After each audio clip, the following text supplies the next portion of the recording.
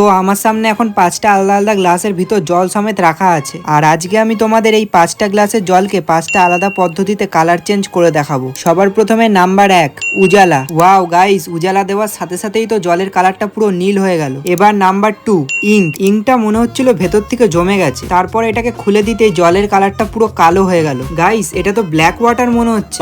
Number 3 অ্যাকোরিয়ামে মাছেদের ঔষধ। সেরা গাইস, মনে হচ্ছে পুরো ক্লিন ওয়াটার। নাম্বার 4 ফিনাইল, পুরো পিওর দুধ মনে হচ্ছে। আর গাইস এটা দেওয়ার সময় যা সুন্দর গন্ধ বেরোচ্ছিল তোমাদের আর কি বলবো। লাস্ট নাম্বার 5 হলুদ। জলে দিতেই দেখো পুরো জলটা যেন ম্যাঙ্গো জুসের মতো হয়ে গেল। আর গাইস এই হলুদ কালারটাকে কোনো কিছু না করে লাল কালারে পরিণত করা সম্ভব, সেই ভিডিওটা অলরেডি আমার চ্যানেলে আছে। তোমরা যারা ওই ভিডিওটা এখনো দেখোনি তারা এই ভিডিওটার টাইটেলের উপরে ক্লিক করে ভিডিওটা দেখে আসতে পারো। যাই হোক, আমার তো এই সবুজ কালারটা দারুণ লেগেছে। তোমাদের এর মধ্যে কোন কালারটা বেশি ভালো লেগেছে সেটা অবশ্যই কমেন্টে বলে যেও।